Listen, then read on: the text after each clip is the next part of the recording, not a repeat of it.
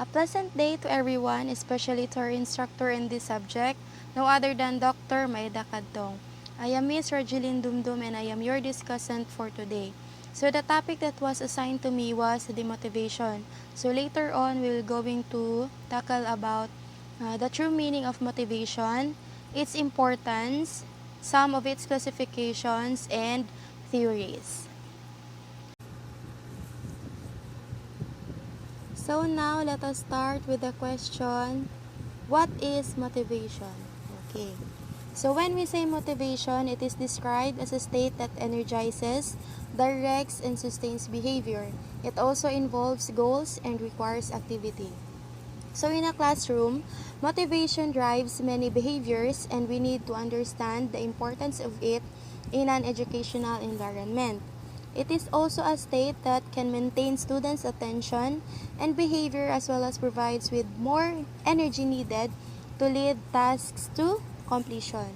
Thus, it can help sustain activities only over a period of time. So in education, motivation can have a variety of effects on students' behavior, preferences, and results. So that was motivation all about.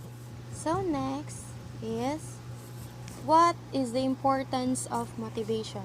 So motivation is important to an individual as it helps us to achieve our personal goals.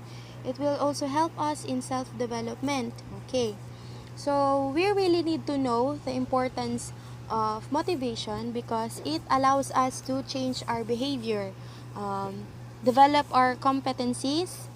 It helps us to be more creative, to set our goals, to grow our interests, make our plans, develop our talents, and to boost our engagement in everything. So that was the importance of our motivation. Okay. Next. So let us now discuss the classification and hierarchy of motives.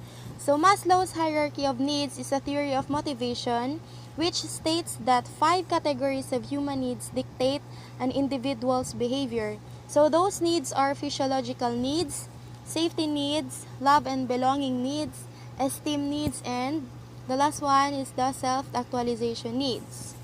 Let's now discuss the first one, which is the physiological needs. So these needs are the lowest level of Maslow's hierarchy of needs. They are the most essential things a person needs to survive.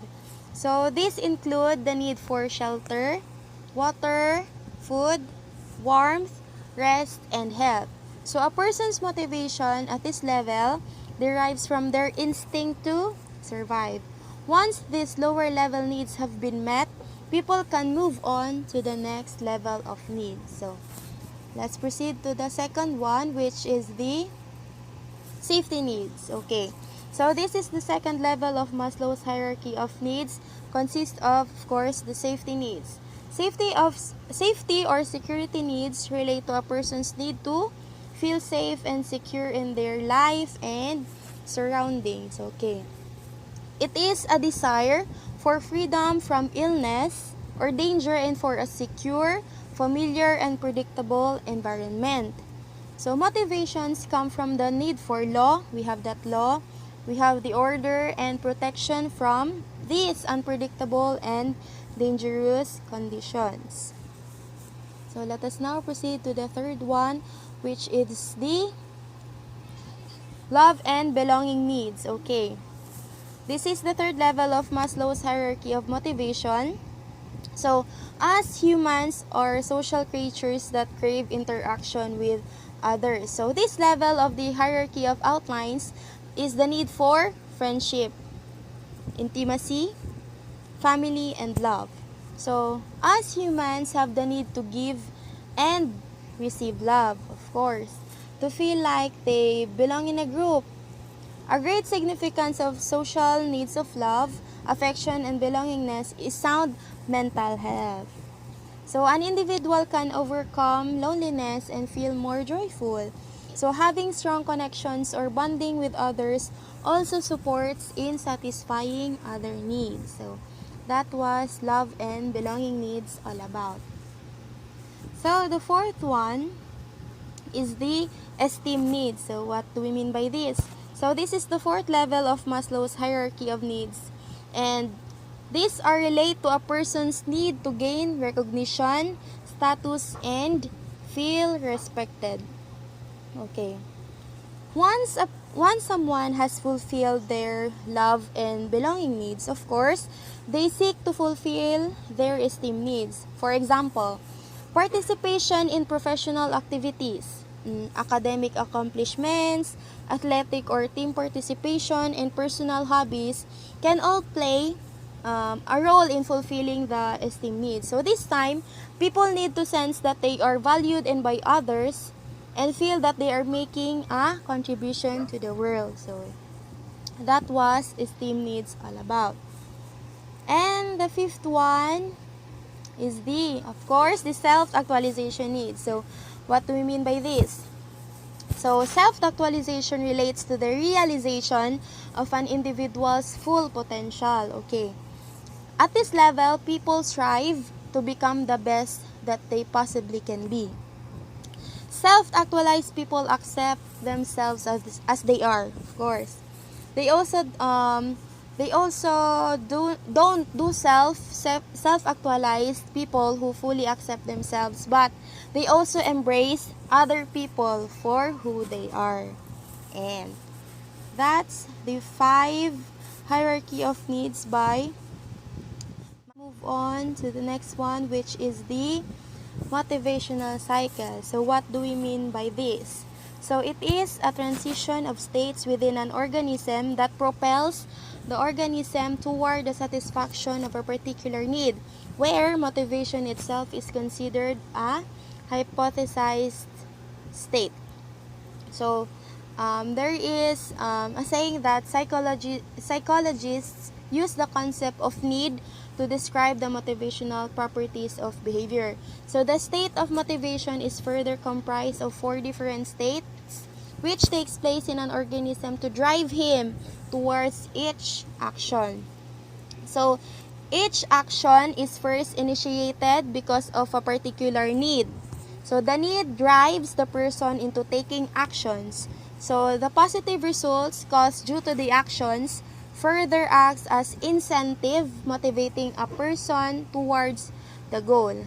But always remember that the individual can never stop achieving a certain goal, and this phenomenon continues on and on. So this phenomenon has been termed as, of course, motivational cycle. So now, let us discuss the word. So that is a figure of what is motivational cycle means. So let us now discuss the term need. So what do we mean by the word need? So it is lack or deficit of some necessity. It's a state of physical deprivation that causes tension within an organism. So the tension caused when the organism is deprived of basic necessities of life as food, water, and sleep. So cause the internal environment of an organism to be imbalanced. So the imbalance caused by the need arouses the organism to maintain its balance. For any goal-directed behavior, need is the first condition or the stimulating factor. So the next one is the term drive. So when we say drive, it can be defined as the state of tension or arousal produced by need. It can also be considered as the original source of energy that activates an organism. So, drive acts as a strong persistent stimulus to push an organism towards its goal. It is the state of heightened tension leading to restless activity and preparatory. For instance, when an organism is hungry or thirsty, so the organism seeks to reduce this drive by eating and or drinking. So that was the drive all about. So the next one is the term incentive. So what do we mean by incentive? So it is the object of the environment that activates, directs, and maintains behavior. So the incentive theory rests on the assumption that the behaving organism is well aware of his actions and the consequences received as a result. So the theory also understands incentives as the motivation which a person has to achieve any particular goal object. So for example, behavior like eating food is an incentive that reduces the drive of the person caused by the need to fulfill his hunger. So the reduction of behavior then cuts off and restores balance in an organism. So that was the incentive all about. Let us proceed with the next term, which is the goal. So when we say goal, it might be both positive or negative. So positive goals are the ones that an organism tries to attain, while the negative goals are the ones that an organism tries to escape from or avoid, such as embarrassing situations or punishment. So these four steps continue on and on throughout the life course of an organism. Because the needs are never ending, it leads to drive, which then lead to incentive and the goal. For example, the motivational cycle of the hungry man is over when he eat and the goal is satisfied. But the cycle will restart once the man gets hungry again. The cycle goes on and on to end at the demise of an organism, at which point the needs permanently stop. Motivational cycle means that behavior goes on in a sequence. Oftentimes, a single motivated behavior can also fulfill multiple needs. Okay. Now let us proceed with the theories of motivation. So the first one is the instinct theory of motivation, which states that all organisms are born with innate biological tendencies that help them survive. Okay, so instincts are goal-directed and innate patterns of behavior that are not the result of learning or experience. For example, infants have an inborn rooting reflex that helps them seek out a nipple and obtain nourishment. Another one, birds have an innate need to migrate before winter. Both of these behaviors, of course, occur naturally and automatically. They do not need to be learned in order to be displayed. So the instinct theory suggests that motivation is primarily biologically based. Okay.